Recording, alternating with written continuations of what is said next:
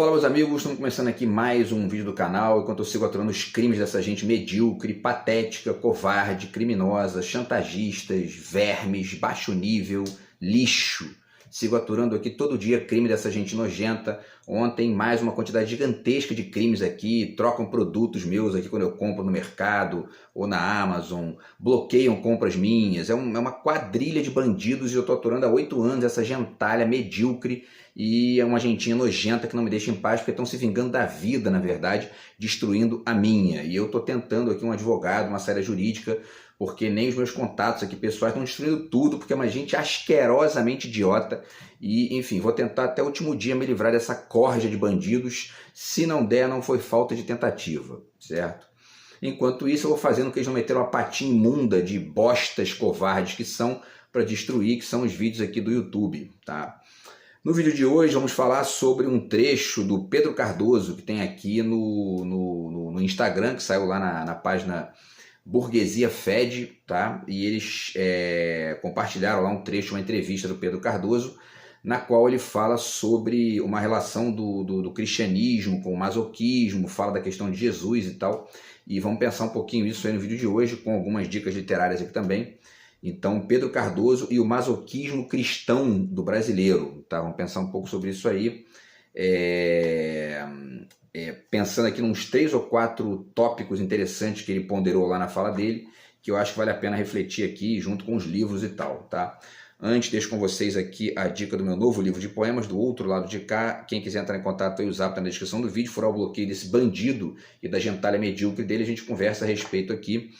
E o meu romance já saiu, tá na editora, estou aqui em processo aqui para poder articular de trazer o livro, porque minha rede de contatos está totalmente sabotada por esse bandido, então quer dizer, estou com dificuldade de fazer inclusive isso, mas vou tentar fazer isso até sexta-feira para poder fazer um vídeo aqui para vocês e enfim, falar um pouquinho sobre a ideia aqui e tudo mais. E isso, se esse animal não sabotou o livro também, né? Porque tem que ver isso também, porque essa bosta humana está sabotando tudo aqui, está poluindo tudo, está sujando tudo com merda que ele é. Então, quer dizer, tem que estar o tempo todo aqui consertando as cagadas dessa besta velha infantiloide, né? E aí eu aviso a vocês aqui de qualquer maneira, tá? Então, pessoal, vamos lá, né? O Pedro Cardoso e o masoquismo cristão do brasileiro, tá? Então o trecho dele tem mais ou menos 1 minuto e pouco ali, eu vou descrever para vocês aqui rapidinho e vamos fazendo comentários e reflexões aqui que alguns comentários dele suscitam, tá? Então vamos lá.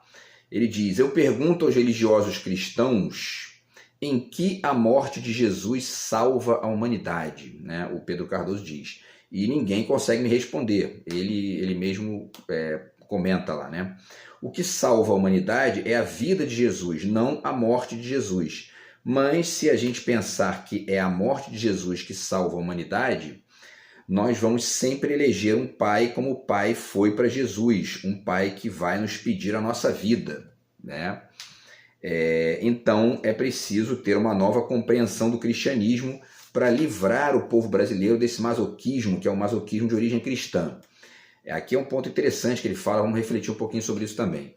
E aí ele fala que é uma origem cristã muito profunda, mas de um cristianismo que eu reputo equivocado, ele diz, né? Jesus perdeu quando morreu, ele não ganhou, a humanidade perdeu. Se Jesus não tivesse sido assassinado pelos romanos e pela aristocracia religiosa judaica, a humanidade talvez conhecesse uma obra muito mais interessante de Jesus do que a que ficou, né? Entender a morte de Jesus como uma vitória faz com que o povo deseje permanentemente um carrasco, entendeu? É o que ele fala, né? E não um homem feliz. De que maneira o holocausto de Jesus Cristo salva o pecado dos outros? Por que isso faz dele um cordeiro que livra o pecado de todo mundo? Não é verdade, continua todo mundo pecando, não livrou o pecado de ninguém. A vida dele é que é o exemplo e não a morte. Esse é o apelo que eu faço a quem é cristão. Isso Pedro Cardoso ainda, né, na fala dele aqui. Se mire na vida e não na morte dele, né, desse personagem Jesus, tá? Não na ressurreição, mas nos exemplos dados em vida. São exemplos de quê? De tolerância, de compreensão, de perplexidade, de instigação intelectual. São exemplos muito interessantes. E aí finaliza a fala dele aqui. Então vamos voltar aqui, né, ao início, para a gente ir comentando, tá? Porque tem alguns comentários bem interessantes aqui que eu acho bacana de fazer. Então, tem um mosquito aqui. No início, ele diz aqui, né, que o que salva a humanidade é a vida de Jesus, não a morte de Jesus. Mas, e aí esse ponto aqui é interessante para a gente refletir, se a gente pensar que é a morte de Jesus que salva a humanidade, nós vamos sempre eleger um pai como o pai foi para Jesus. Um pai que vai nos pedir a nossa vida, né? Ele está falando da figura divina dos cristãos, que, enfim, na mitologia cristã, seria o pai de Jesus, e etc. Tem aquela questão também de Jesus, a trindade, né? Que Jesus é a encarnação de Deus, etc. e tal. Tá? Isso é muito interessante porque remete ao romance do Saramago, Caim, né? Que eu já falei várias vezes para vocês aqui, que é um Caim, o Saramago constrói aqui um Caim kantiano e algo Foucaultiano também, que reflete aí essa figura autoritária e ao mesmo tempo vertical e muito megalomaníaca, né, desse Deus cristão e etc e tal. E tem vários textos interessantes aqui nos quais ele reflete isso. Na página 97, né, ele diz aqui, né, ele está falando aqui da questão de Sodoma e Gomorra, né? E ele diz aqui, quanto à mulher de Lote, essa olhou para trás, desobedecendo a ordem recebida e ficou transformada numa estátua de sal. Até hoje ainda ninguém conseguiu compreender por que foi ela castigada desta maneira, quando tão natural queremos saber o que se passa nas nossas costas, né? É óbvio, né? Você está ali andando na estrada e tal, você está o tempo todo ligado para ver se tem, né, algum perigo. E aí foi transformada numa estátua de sal, né? Enfim, por essa figura divina tão, enfim, né, condescendente, tão maravilhosa e etc e tal. E aí na 101 já é o Caim questionando a legitimidade da figura divina para castigá-lo na medida em que comete os mesmos erros que ele. Então ele diz, eu não fiz mais que matar um irmão e o Senhor castigou-me. Quero ver agora quem vai castigar o Senhor por estas mortes, pensou Caim, e logo continuou e tudo mais, né? Então, quer dizer, é um Caim questionador, tá? E que parte aí de uma perspectiva enfim, diferente dessa que o Pedro Cardoso está ponderando aqui, né? Quer dizer, ele diz, se a gente pensar que é a morte de Jesus que salva a humanidade, nós vamos sempre eleger um pai como o pai foi um pai que vai nos pedir a nossa vida. Então, quer dizer, independente dessa questão de pai ou não, né, a figura divina ela é tida como uma espécie de norte moral inquestionável, né, para o cristão médio e para o fanático, né, mais ainda, né? Então, isso é um problema. E, ao mesmo tempo, ele fala dessa questão da morte, né, que é interessante porque ele está chamando a atenção para a importância de tentar pesquisar e discutir eventualmente as contribuições dessa figura histórica que é o Jesus dos cristãos naquilo que ele fez em vida, segundo consta aí nos documentos, nos textos e tal, porque ele não deixou nada escrito. Enfim, né, é uma descoberta aí da história e tudo mais, tá? Bom, e aí, antes ainda de passar para os outros pontos, já vale deixar algumas dicas aqui, porque nessa linha do Caim kantiano e Foucaultiano, que é um Caim filósofo, né, na verdade, é interessante chamar a atenção para a importância, né, para fazer esse trajeto aqui reflexivo que o Pedro Cardoso está ponderando ali. Em grande medida, a filosofia é uma grande alternativa, né? Então está aqui o Jean-Pierre Vernant, As Origens do Pensamento Grego, tá? E os textos dos pré-socráticos, tá? Deixa eu pegar aqui, caiu. Os trechos, deixa eu guardar aqui. Os trechos aqui dos filósofos pré-socráticos, tá? Que é uma compilação do Gerd Bornheim, que é um filósofo brasileiro. E, enfim, para mostrar, inclusive, o quanto que a filosofia nasce de um questionamento da religião, né? O questionamento na época dos mitos, né? Tá aqui o trabalho do Ruthven, O Mito, tá? E também esse outro livro aqui do Mircea Eliade, que é O Mito e Realidade, tá? Então, a filosofia nasce desse questionamento. desse valor, né, desse valor ali intocável dos mitos, dos deuses, etc. e tal, que é uma coisa que vigora até hoje, né? Até hoje tem um monte de gente, milhões de pessoas, bilhões de pessoas que vivem sem questionar essas figuras divinas, sem questionar esse valor aí, né, vertical, absoluto, autoritário das figuras divinas, ainda que isso varie de pessoa para pessoa, de cultura para cultura e tudo mais, tá? Vale também citar ainda outros trabalhos aqui que estão nessa mesma linha de crítica, né? O Anticristo do Nietzsche, tá? E também toda a filosofia do Nietzsche, né, gira em torno disso, né? Quer dizer, dialoga com a importância de criticar e de questionar esses excessos da religião, tá? O Crepúsculo dos Ídolos também, né? O nome já é bastante sugestivo nesse sentido. E outros autores aqui também, que são de outras linhas, além da filosofia, né? Tem esse aqui, que é do Don Kupich, que é um estudioso da história da religião, Depois de Deus, tá? Que é um livro interessante aí também. Ele não é exatamente um crítico feroz, né, da religião, tenta fazer ali uma articulação entre religião e ciência e tal, e filosofia, mas é um livro interessante para pensar também esses limites da religião, tá? Obviamente os livros do Carl Sagan, tá? Então tá aqui também o Mundo Assombrado pelos Demônios, né, do Carl Sagan, no qual ele fala sobre essa onda de superstição, de pseudociência e, enfim, né, uma série de coisas ali, e especialmente uma crítica da religião e dos valores de credulidade e os atrasos ali cognitivos, educacionais, intelectuais, etc. e tal, que a religião acarreta, ainda que ele também chame atenção para a necessidade óbvia de dialogar com a religião em grande medida, tá? Então segue aí também essa dica do Carl Sagan, que é um dos livros mais bacanas aí que eu já li, e esse livro também dele, que foi o último que ele escreveu, Bilhões e Bilhões de Reflexões sobre Vida e Morte, na virada do milênio, tá? Então segue aí essa dica do Carl Sagan, que é um grande livro dele também, tá? E aqui tem um capítulo, inclusive, no qual ele fala sobre a religião, né? Sobre esse diálogo. O capítulo 13, que ele fala Religião e Ciência, uma aliança, na página 150, tá? Então tá aí, ó, certo? Mais um trabalho bacana do Carl Sagan, que estava o tempo todo dialogando com essa questão também.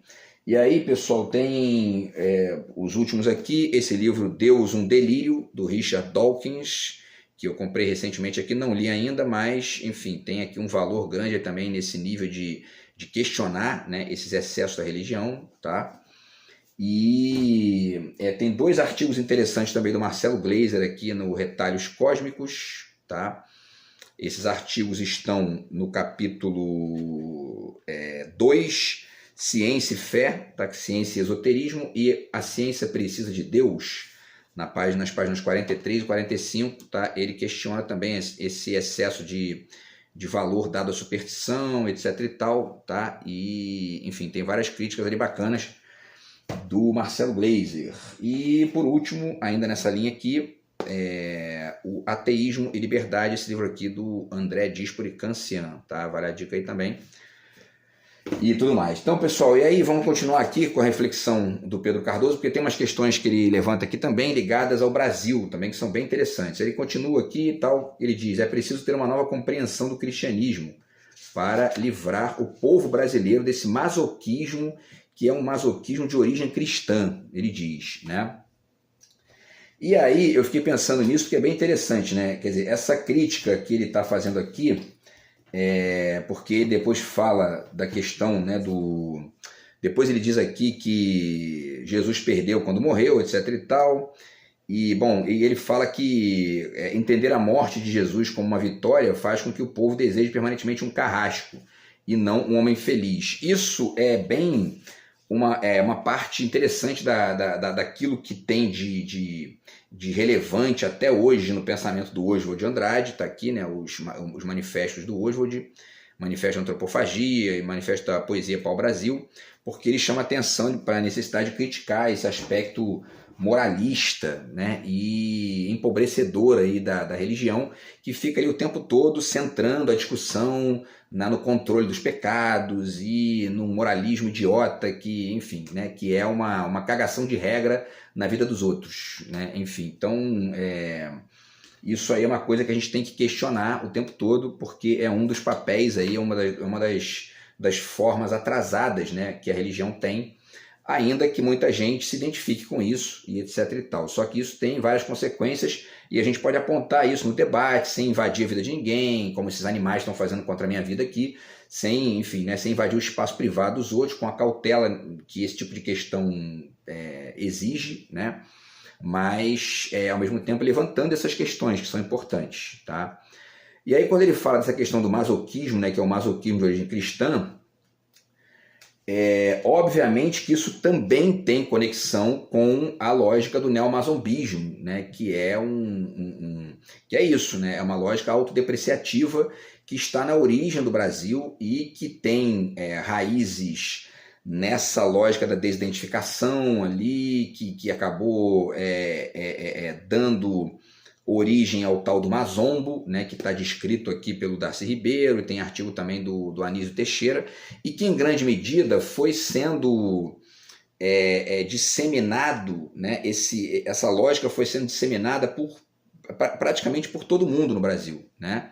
E aí recentemente a gente tem, especialmente a partir do início do século XX para cá, a gente tem tido discussões e posicionamentos mais amplos no sentido de ponderar alternativas mais amplas a isso, né? Enfim, o Darcy fala até de umas coisas interessantes aqui. Ele fala, tem um capítulo que ele fala do barroco aqui, que é muito interessante. Eu não sei se eu marquei aqui, mas ele diz aqui, né, que nós, brasileiros, né, somos tão opostos a branquitudes e civilidades, tão interiorizadamente deseuropeus como desíndios e desafros, né? Interessante ele falar isso aqui na 63, e isso tem um lado positivo, porque isso gera uma abertura para mudança, mas tem um lado negativo também, porque gera uma ausência completa ali de identificação com o local, que foi sendo, durante o século XX especialmente, foi sendo discutido com os trancos e barrancos do processo pelos movimentos de esquerda e pelos intelectuais que entenderam isso, e, enfim, pelas pessoas que entenderam isso, mas de maneira geral isso continua disseminado até hoje com vários disfarces, como eu tenho ponderado aqui, e o neopentecostalismo, que está substituindo a religião católica no Brasil aos pouquinhos, é um dos disfarces mais evidentes disso, e a gente pode discutir isso também em outros vídeos aí, tá? E aí também tem a questão, né, eu fiz uma anotação aqui para comentar a questão do sincretismo, né, que o Roberto da Mata fala aqui também, tá? E tem um aspecto importante dessa questão, que é o seguinte: da mesma forma que a ideia de democracia racial tem um lado bom, ou seja, uma visão positiva do país, e um lado ruim, porque tende a cegar para o problema do racismo, né, a ideia do sincretismo religioso age da mesma forma.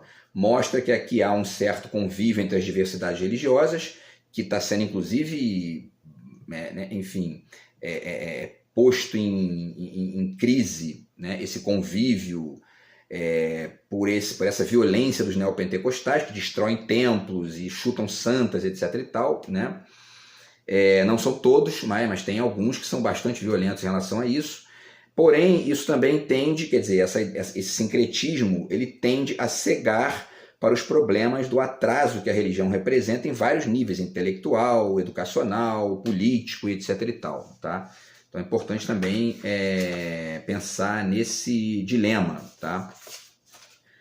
E aí, pessoal, mais 2 pontos aqui, tá? Antes da gente finalizar, então essa questão, né, para finalizar esse comentário sobre o masoquismo, eu acho que essa é uma contribuição excelente que ele traz aqui para a gente nesse comentário, porque ele fala aqui, né, que há um masoquismo de origem cristã. Esse masoquismo, ele tem uma origem que é complexa, né? Ele tem ali a origem naqueles processos ali de relação de Portugal com o Brasil, que naquela época era uma relação de exploração, enfim, né, de apropriação, e basicamente não construíram nada aqui do ponto de vista de sociedades ali mais amplas, mas os processos de colonização tradicionais, quase todos eles foram assim, né?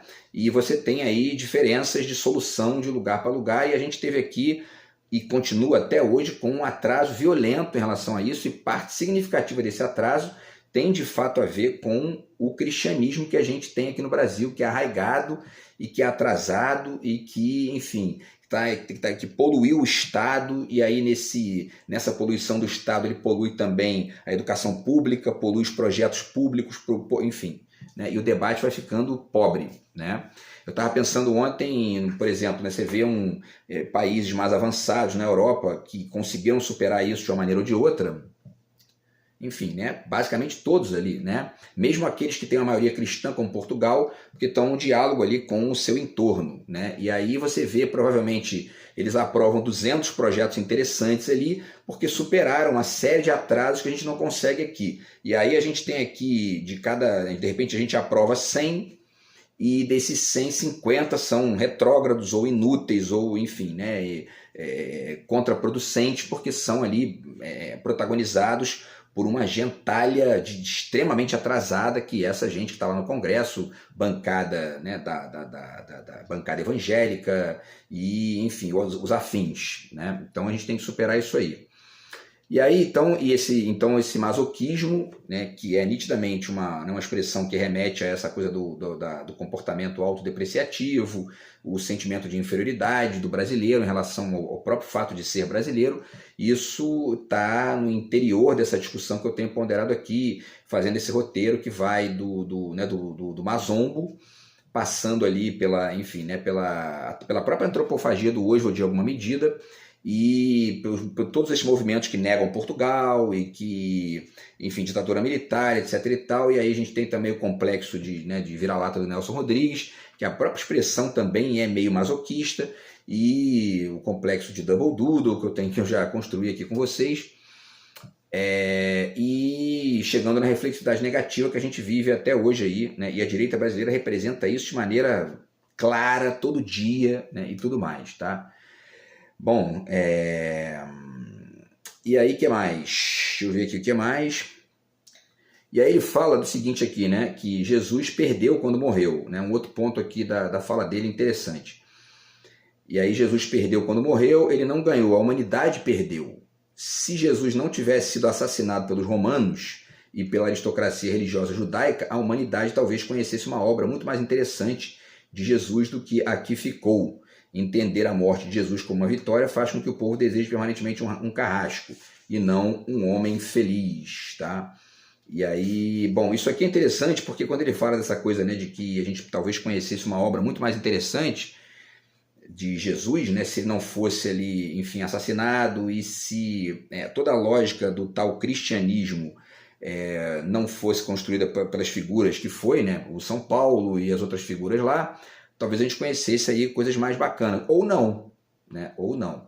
Mas o ponto, eu acho, ainda em relação a essa questão de Jesus como um herói, é interessante a gente pensar, eu estava refletindo sobre o que ele falou e me dei conta de uma coisa aqui, quando a gente olha para a jornada do herói, né? Aqui tem uma reflexão da Ana Maria Baiana sobre isso aqui, e também nesse livro aqui do Joseph Campbell, né? O Herói de Mil Faces, que esse eu não li ainda, mas é um livro conhecido nesse nível aí.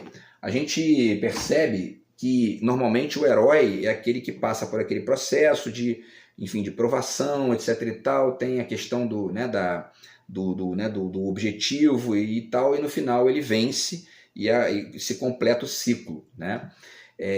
Com Jesus aconteceu exatamente o que o Pedro Cardoso está ponderando ali, ele perdeu, né? Ele perdeu, foi assassinado, então quer dizer, é um herói que perdeu. Isso é um grande problema e é um alimento, assim, digamos, é um alimento oculto, né, do masoquismo, dessa lógica autodepreciativa e também do moralismo, né? Porque as pessoas ficam meio que, enfim, né, presas nessa lógica ali e tudo mais, tá? Então, quer dizer, eu fiquei pensando sobre essa lógica, né, da jornada de um herói que se ferra no final, né, e vira um herói ferrado.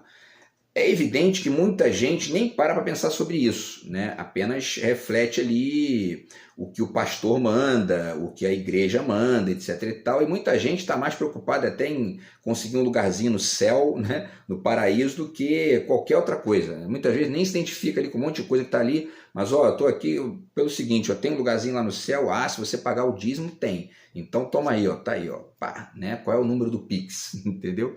Então quer dizer, mas de maneira mais ampla, essas consequências são tão profundas que acabam impregnando até essas pessoas que nem pensam para parar nisso, nem pensam nisso, né? E nem param para pensar nesse tipo de coisa, tá? Então acho interessante achei bem interessante essa questão aqui que ele levanta, porque tem o cristianismo brasileiro, ele tem muito isso mesmo, né?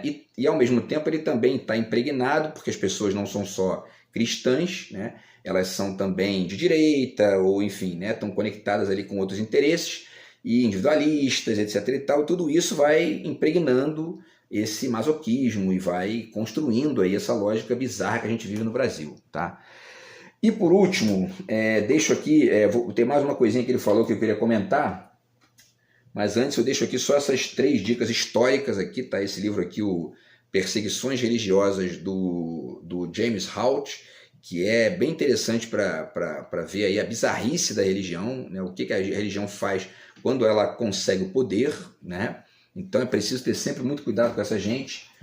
E o Charles Mackay, aqui, o Ilusões Populares e a Loucura das Massas, que também diz muito aqui, ainda que não fale da religião em estrito senso, mas fala de um tipo de, digamos, né, de atmosfera mental e ideológica que tem muito a ver com o que é a religião também, tá? E que tem muito a ver com o que o Carl Sagan diz no livro dele lá também, tá?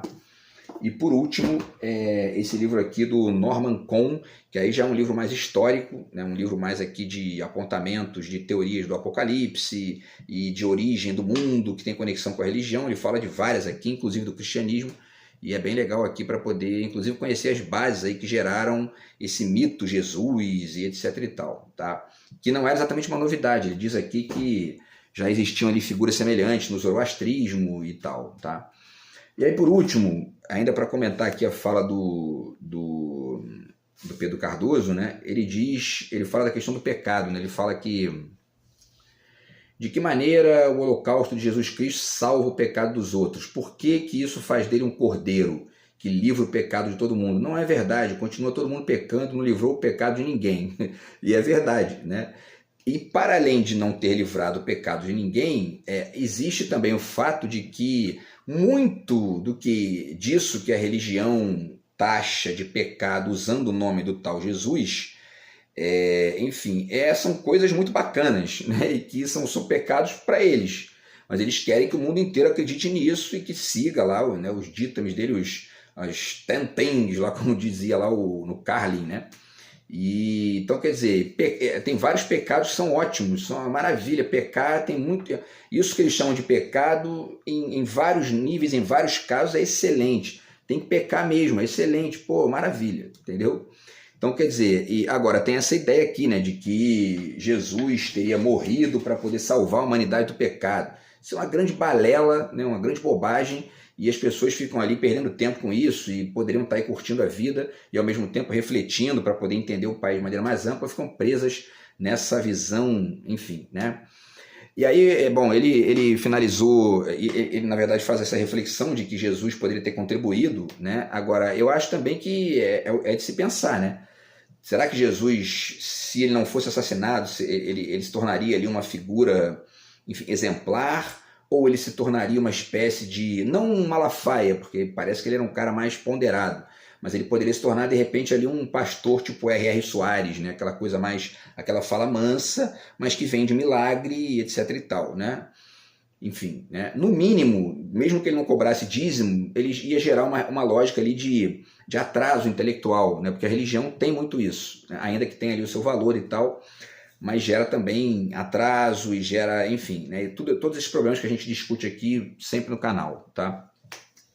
Então é isso, eu acho bacana, achei bacana essas reflexões do Pedro Cardoso aqui nessa fala e, enfim, deixo para vocês essas dicas aí literárias, essas reflexões, porque a gente tem que discutir no Brasil esse crescimento perigoso dos evangélicos, a poluição que eles estão fazendo, violenta lá no Congresso, e outros valores que eles representam, o individualismo, enfim, essa lógica da prosperidade meio bizarra, meio made in USA, né, e tal, e que reflete também o nosso masoquismo e uma série de outras coisas aí, tá?